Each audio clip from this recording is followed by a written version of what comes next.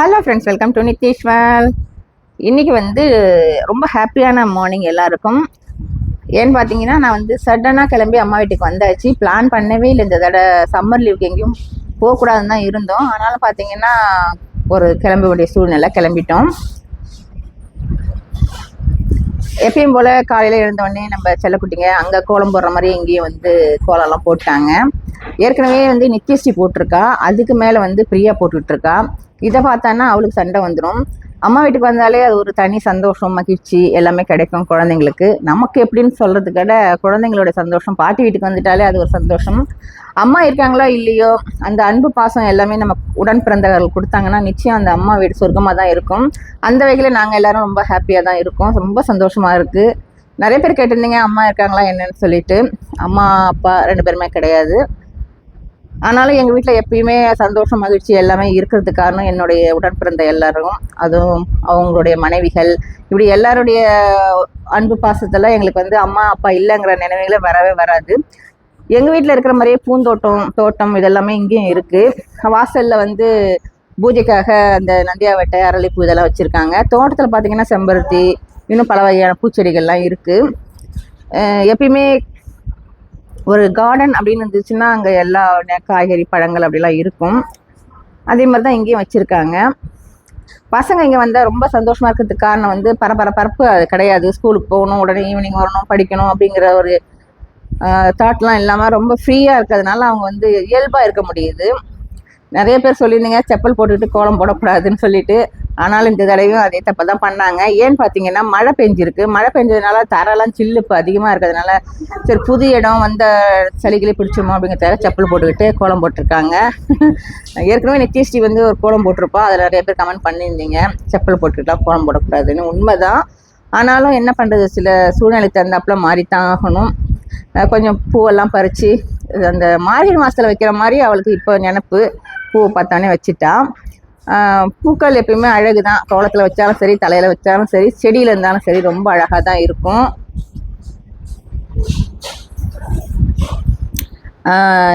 ரொம்ப என்ன சொல்கிறது, யதார்த்தமான ஒரு லைஃப் அப்படிங்கிறது கொஞ்சம் லீவ் நாளில் கிடைக்கிறது தான். அதனால நம்ம எங்கேயும் வெளியில் அவுட்டிங் போகிறத விட இந்த மாதிரி சொந்தக்காரங்களை வீட்டுக்கெல்லாம் போகணும். முக்கியமாக நம்ம தாத்தா பாட்டி வீட்டுக்கு அழைச்சின்னு போகணும். சித்தப்பா, பெரியப்பா, அத்தை அப்படிங்கிற உறவுகளோட குழந்தைங்க சேர்ந்து வளரும் போது அவங்களுக்கு வந்து நல்ல ஒரு எனர்ஜியாக இருப்பாங்க.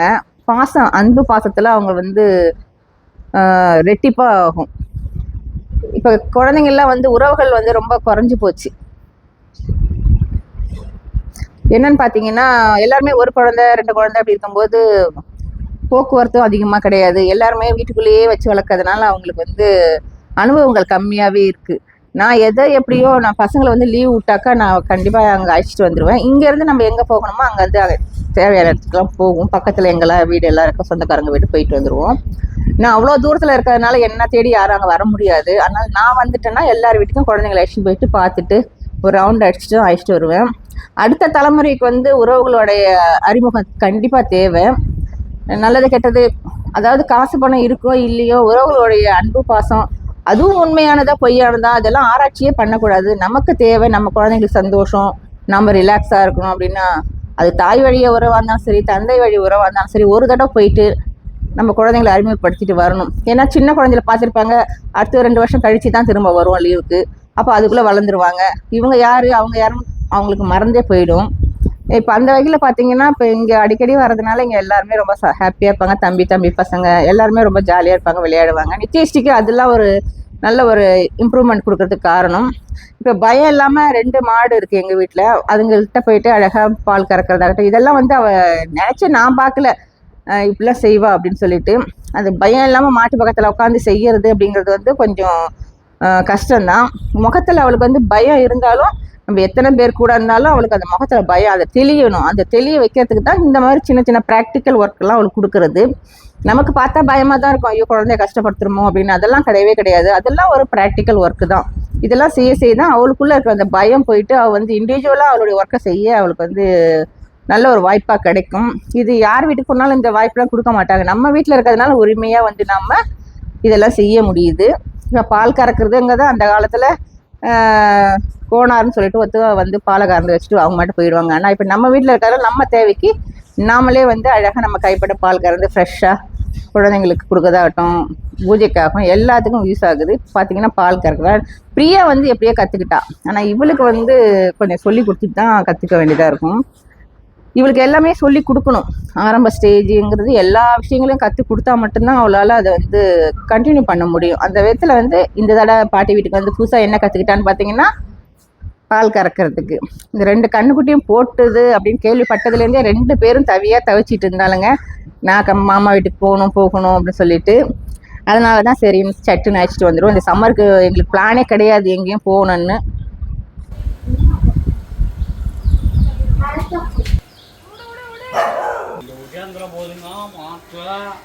பார்த்து ஐயோ ஓடுது ஓடு ஓடு. அப்பா துள்ளி குதிக்குது அழகா. பார்த்தியா பாட்டு இருக்கு பிரியா? பார்த்தியா பசு துள்ளி குதிக்குது கண்ணுக்குட்டி. ஏதோ ஒரு பாட்டு இருக்கும் தெரியுமா? இவன் நிச்சாலாம் சமாளிக்கவே முடியாது. பயமா இருக்கா? எவ்வளோ அழகா இருக்கு பாரு 2 கண்ணுக்குட்டி. சூப்பராக இருக்கும் செல்ல குட்டிங்க. ஐயோ எவ்வளோ அழகாக குதிக்குது பாரு. ஐயோ செம்ம மண்ணு தின்றோம். ஆமாம் அதுக்கு புட்டி இருக்கு. பார்த்து இப்படி ஒன்று அப்படி ஒன்று இழுத்துன்னு போயிட போதுமா? அழகா இருக்கு. அங்கே வா குதிக்கதப்ப. இதா வரேன் இரு. செல்ல குட்டிங்க 2 நெத்தியில நிலா பார்.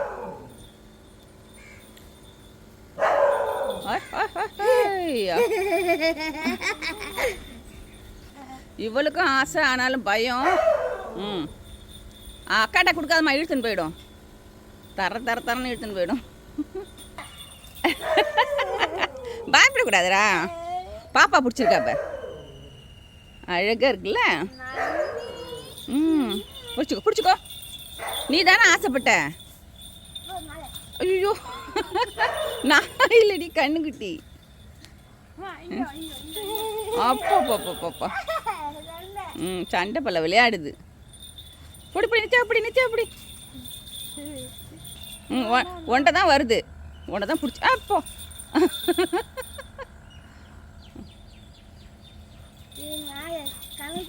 கண்ணுக்குட்டி அழகு கண்ணுக்குட்டி. அப்பா ஏமா பயப்படக்கூடாது. வா ஒன்றும் செய்யாது. சுத்து அக்காவை சுத்து. ஓடு நித்யாக்கா அப்படி.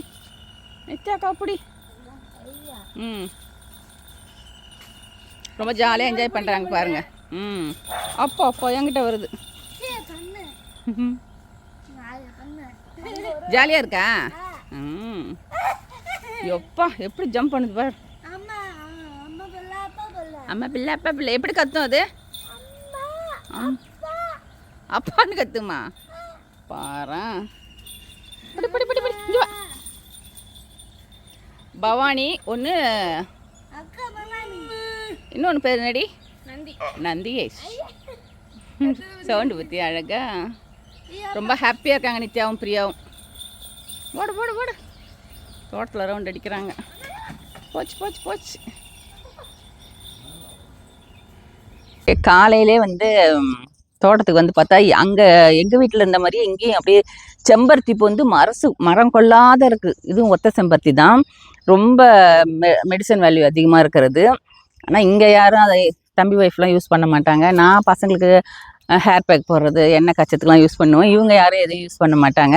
பார்த்தீங்கன்னா தெரியும். அப்புறம் இன்னொன்று சர்ப்ரைஸாக ஒன்று காட்டுறேன் பாருங்கள். எனக்கே தெரியல, இப்போ தான் பார்த்தேன். பிரியா இங்கே வா, உனக்கு ஒரு அதிசயம். இப்போ எல்லாம் மழை பெஞ்சதுனால எல்லாம் பசுமையாக இருக்குது. இங்கே வா, சீக்கிரம் வா.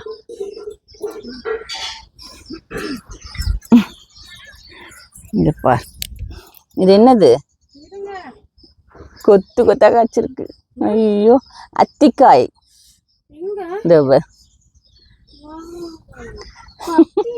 இதுதான் அத்தி மரம். இதெல்லாம் பிஞ்சு விடுது பாருங்க. இதெல்லாம் பிஞ்சு விட்டுட்டு வருது. இனி அடுத்த வருஷம் வந்தா செம்மையா இருக்கும். ஆமா அத்தி மரம். இந்த குட்டி இதுல பாருங்க கத்திரிக்காய் காய்ச்சிருக்கு. இது மாதுளம். அதை காமிக்கலாம் இரு. சூப்பராக காய்ச்சிருக்கு. இதுக்கு பேரு இல்லடி என்ன சொல்லுவாங்க, தும்பச்செடி, தும்பப்பூ.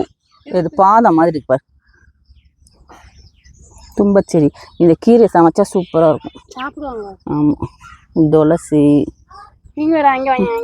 தொட்டாச்சு நீங்க பாரு, இங்க வா.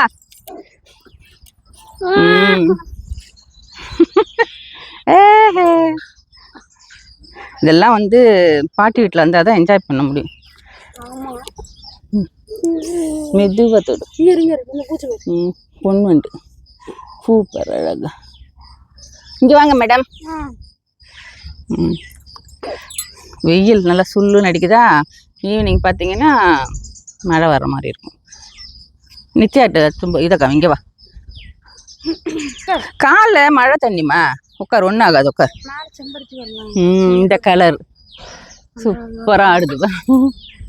ஐயோ அழகா இருக்குல்ல. இது உடனே பார்த்தீங்கன்னா இந்த பக்கம் ரெட்டு.